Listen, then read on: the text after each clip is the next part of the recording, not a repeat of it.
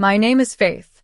Standing on the balcony of my loft, sipping morning coffee and watching the city come alive, I'm filled with a sense of peace I haven't felt in years. It's May, and the air smells of spring rain and new beginnings. My savings account is $89,000 richer than it was last November, a result of 6 months free from being my brother's safety net. 6 months ago, everything was different.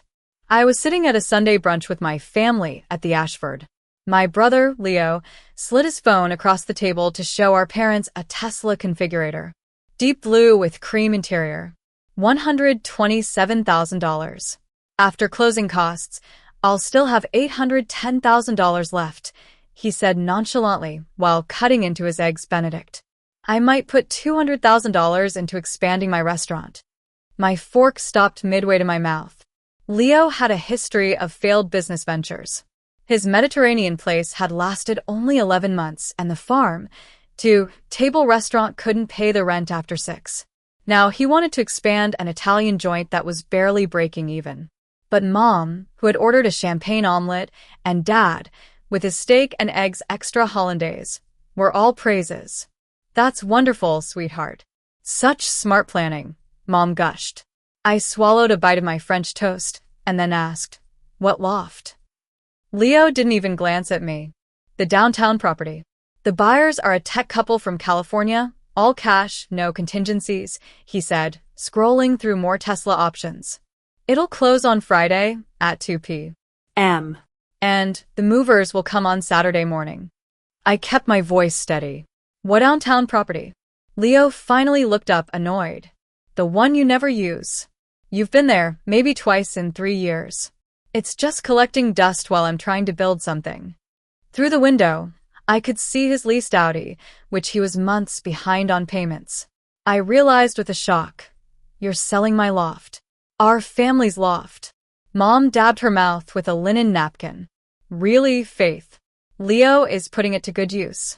You're always so wrapped up in work. Do you even remember the last time you were there? I remembered clearly. It was August 14th, after closing a major real estate deal. I'd sat on the balcony, sipping coffee and watching the city wake up. The 2,200 square foot loft with exposed brick and floor to ceiling windows was bought in 2019 for $680,000, paid in full, and the deed was solely in my name. Leo flagged down the waiter. Another round of mimosas. Make it a bottle of Veuve Clicquot. We're celebrating. The waiter obliged with a smile. I carefully set down my fork. Who signed the sales contract? I did, obviously, Leo replied, already back on his phone looking at restaurant equipment. I got a great deal on a commercial pizza oven, an Italian import for $47,000. With what authority? I asked. He snapped, with the authority of someone who understands investment.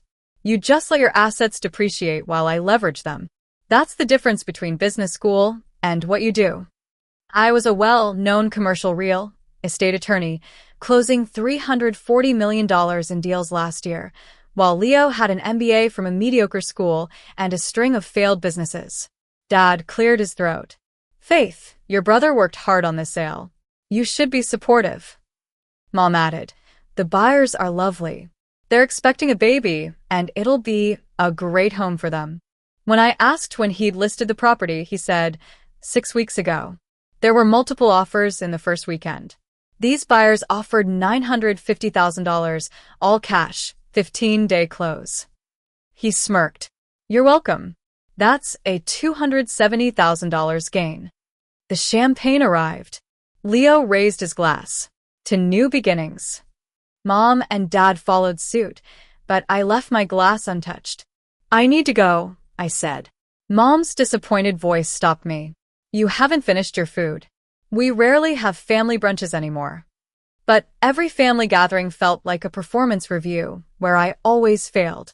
Not married, too focused on work, not helpful enough to Leo. As I got in my car, an email popped up from Secure Title. It stated that during a routine title examination, they found that Leo had no legal authority to convey the property. The deed was in my name, and this was an attempted fraudulent conveyance. The sale contract was void, and the earnest money would be returned to the buyers. The matter was reported to their legal compliance division. I read the email 3 times and then forwarded it to my attorney. My phone started ringing before I pulled out of the parking lot. It was Leo, then Mom. I turned off my phone. At home, I opened my laptop and the ghost ledger I'd been keeping for 3 years. It was filled with every instance of emotional abuse and neglect from my family. From Leo forgetting to thank me for helping with his first restaurant's grand opening, to Mom dismissing my partnership announcement to talk about Leo's new business idea. It was all there. My attorney, Ryan, called at 2 p.m. I told him everything. He said, "This is wire fraud, forgery, and potentially theft of real property. We're talking felony charges." I insisted on documenting every step. He said it would destroy my family relationship, but I knew they had already destroyed it. Over the next few days, Leo and my parents bombarded me with calls and voicemails.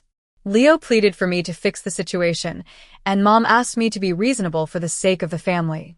I deleted all the messages. Ryan's email confirmed that Leo had forged my signature on all the documents. The listing agent was also liable for negligence as they failed to verify Leo's authority.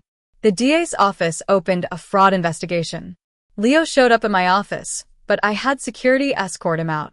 Mom came to the loft with a key she shouldn't have had.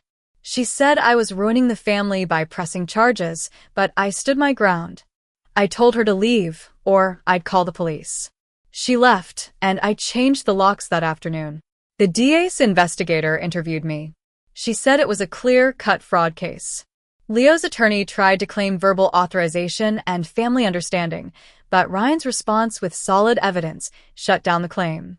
The listing agent's insurance settled with the buyers, the agent lost his license, and Leo's restaurant investors pulled out. His restaurant closed. In the end, Leo took a plea. He got 2 years of probation, 200 hours of community service, and had to pay back the $8,400 he'd borrowed from me. He also had a permanent fraud conviction on his record. I was served with a restraining order against him, and I blocked Mom's number and archived Dad's email. The system worked, and I finally found peace. I no longer have to deal with the constant family drama. Family isn't about blood. It's about those who support and celebrate you. I've closed the account of emotional abuse, and now I'm finally in the black.